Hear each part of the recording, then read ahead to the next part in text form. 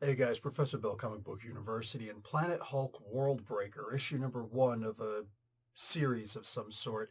It says a return 1,000 years in the making. So this is my first time hearing about it, seeing it, reading it. I mean, it was I. Like, I'm not going to go crazy over this. It didn't have Bruce Banner in it for even a moment. It was Amadeus Cho the whole time. There's a backup story with Skaar, the son of Hulk, which wasn't bad, but it had its own problems also.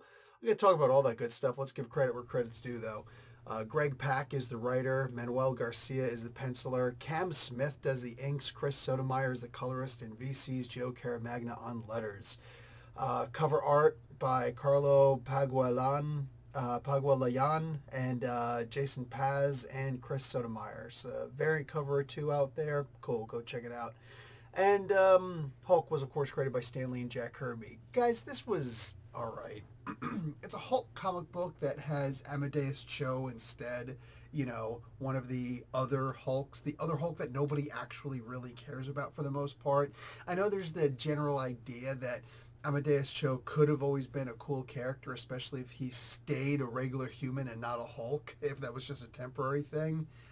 But whatever. You know, it is what it is. Even Jim Zub couldn't do anything with this character. He's just an absolute waste.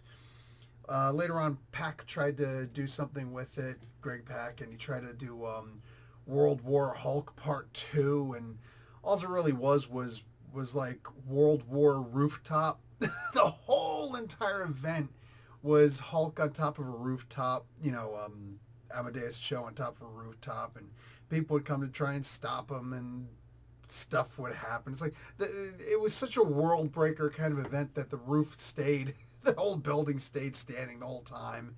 I don't even think there were any cracks in it. Like, it was such an absolute booty story, and the entire series failed within, like, I think, was it 2 issues after that? It just dropped. It ended.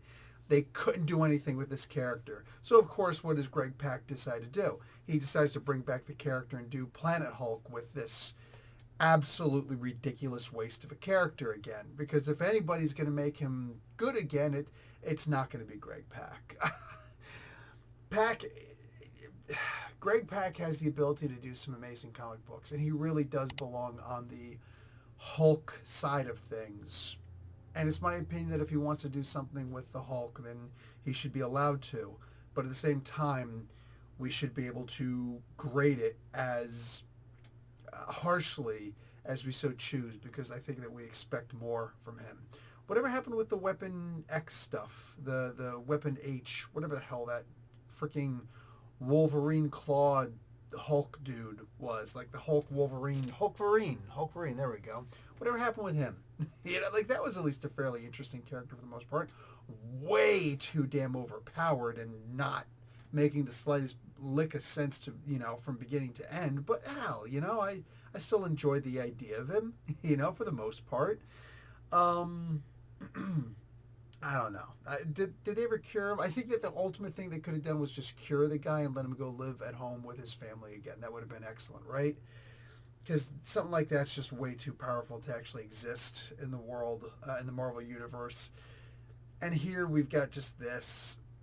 Manuel Garcia, he doesn't do a great job on the art itself is fantastic, but every time that you see any kind of emotion coming from Amadeus Cho, like, there's a scene where he's like, roar, and I'm looking, I was like, no, that should say derp the whole time. Every time he goes to take a swing at somebody, just derp. Like, it's horrible. Horrible. The art on his face, like, was it meant to look that stupid? Because it looks stupid. He's just got the stupidest look on his face. He's got one of those faces you just want to, you look at and just like, I don't have anything against you, but bam, you just got a punchable face. And nobody can tell me you've never met somebody who doesn't have a punchable face. Where you just look at this guy and you're like, like this primal instinct just comes over your soul, where you're like, I just need to punch this person in the face, man. Wow, this person is ugly, and that's what I see when I look at Amadeus Cho as a version of the Hulk in here, trying to get emotional. Grrr, no, derp. That's all it was. This book was applaudable at very best. This was not fun. This was not enticing. This did not tickle my taint and make me want to look at the next issue. I had no interest in this story from beginning to end. I read this and I'm like, is it almost, I'm looking at the side like I'm almost to the end. I'm halfway through now. I might as well just finish it. You know what I'm saying? I'm already invested. I might as well just finish the freaking story. But it was a struggle. It was uphill in a bicycle with flat tires and the kickstand still down. You know, locked. It was not good, dude. Oof. You know what? Since I was going uphill both ways, I was also in a foot of snow. My point is, this really just was not a good story.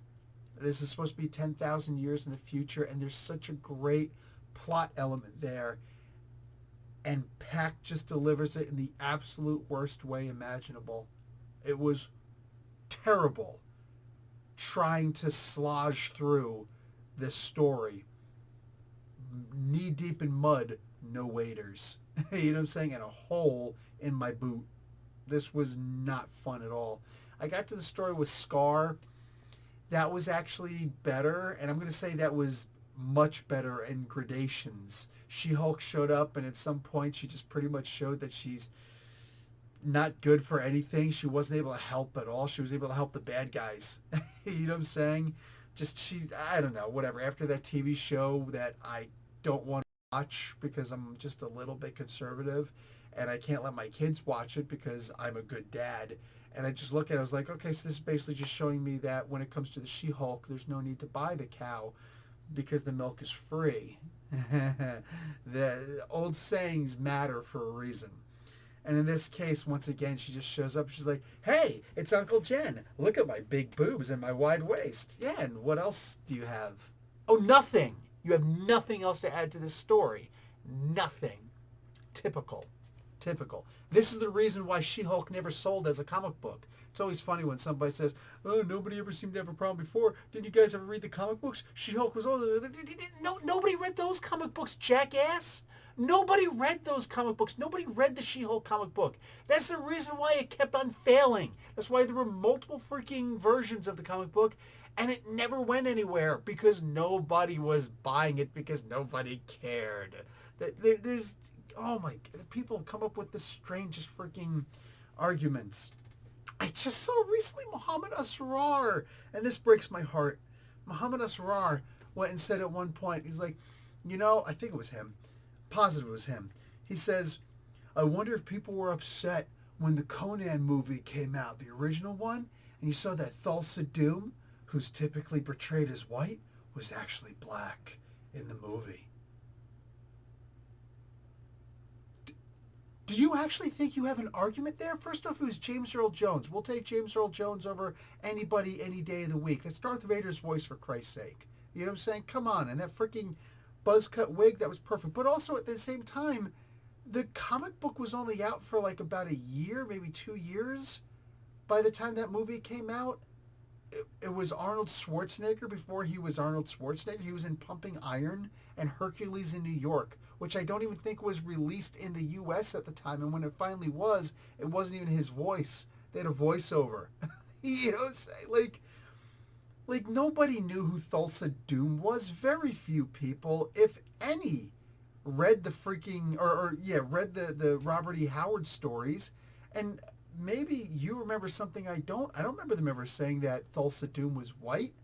I also don't ever remember Conan meeting Thulsa Doom. Oh, in the comic books where they chose to draw Thulsa Doom as... No, he had a skull head, and he was always against King Kull. He was never, ever, sorry, just really quick, ever against Conan. So, that was Thothamon, not Thulsa Doom. It's one of those things where sometimes people talk and they don't actually have anything to say, but they think they're making a good point. No, at the end of the day, there's so many things, so many stories, so many people. They're trying to deliver something and it's just failing. She-Hulk showing up in the story, it actually did something positive. It showed that she's irrelevant. Because here's this kid, here's this Am I wrong when I say that Skaar, at his age right now, he's probably a Zoomer, right? Zoomers who are hyper focused on work, more specifically making money, right? The side hustle has existed before the Zoomer, but not the way the Zoomer does it. You know what I'm saying? They're just like, dude, because they were raised by my generation, right? The Boomers introduced that freaking, what do you call, and this matters for Skaar. This matters. The Boomers, they had their millennial children, and they introduced the freaking, what is it called, the participation trophy and all that stuff. And I feel bad for you, I really do. My wife, elder millennial, hates the idea of that stuff, right?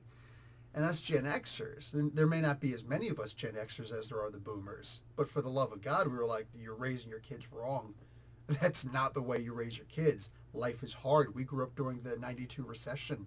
I was in 10th grade, 11th grade. I was in 11th grade, 92 recession. It was bad. It was hard times. We raised our kids talking about, you got to have a skill. You got to be good. You got to be good at what you do. And you got to try to be the best. You got to specialize. You got to kick ass. You got to take names. You have no other choice. You got to go out there. You got to make the hustle. You got to make it work for you, baby. And now here's our children, the Zoomers, and they go out there and they're just like, all right, got to make it work. One of the first generations who decided what they wanted to do and had a whole career path lined up before they even applied to university. I'm just saying. And here's Skaar. Here's this badass Zoomer who steps up. He steps right up. And he's like, baby, I got a job to do. Now, granted, I don't know why this creature from Skaar was out there. That was really weird. That was really weird. But that being said, he's out there. And he uses the old power. And he goes out and he finds them and he helps them. And there's this new group out called Ban. And they're going to use a kid to get a perfect shot. Be like, yeah, we're Ban, man. We're out here. We're kicking butt like Band-Aid because that's what you're going to need when I'm finished chopping you up. And then She-Hulk shows up and helps the bad guys. Okay, cool. Trying to keep his conscience clear. This poor kid. This kid was doing just fine on his own. This kid was kicking ass and he was taking names. And now he's got a friend. And he doesn't need Auntie Jen anymore. So you've got this kid who's filled with a lot of angst because he can reach out with the old power. And by the way, I love the idea. They're bringing back the idea that this kid has the old power and he's using the old power in multiple ways to try and get almost like a clairvoyance sort of use out of the power. I love that. I love that. This is Skaar. This is what he can do. If you're not familiar with the character, boom, here you go. And you can look at it and you can say, oh, this is interesting. The only thing this story was missing was a couple more asterisks pointing to the original World War Hulk, because you'd think everybody's read it, but it's not true. Not everybody's read that before. So you direct people, I almost said director your pizza to Daddy Green's Pizza, but that would be out of character. You direct your people to those comic books and you sell more comic books and you get people to understand what's going on. And you're directing people to the best story that Greg Pak has ever done. I'm saying. So we now have a Skaar story that I'm more interested in than the main story. And if I did read the next issue, it would be solely to find out what Skaar is doing as he's going on his own with an alien companion and he's doing his thing. He's trying to find himself. Should I stay on this planet or should I go back to Skaar? Should I stay or should I go now? I never really liked that song. It's a little too Stranger Things-ish. Anyway. All in all, first story, absolute booty. Bootylicious, bootios, did not enjoy it at all. There was nothing about that story, for the most part, that I actually enjoyed. I was literally just, almost hate reading it. I was just reading it realistically to get through it. And I was very pleased that the next story showed up. Couple little unbelievable things, but it's also a short story. I wish that the Skaar story was the whole book. That's what I wish, because I'm really enjoying it. But they packed a whole lot into a very small bit in there. Hopefully at some point somebody figures this out and says, you know what? Let's separate these two stories, see which one can stand on their own, so you can cancel this Greg Pak story and then continue with the Skaar story. Because I don't think anybody cares for the most part about I'm a Derpus Cho. I'm a Derpus Cho. Coined. Done. So this second story, I want more and more and just a little bit more still from this story. Guys, that's going to be it for me. Like the video, watch an ad. And if you're going to get this book, you can skip the first story. Go straight to that second one. I think you'll like it. Talk to you later. Professor Bill, Comic Book University. Class dismissed.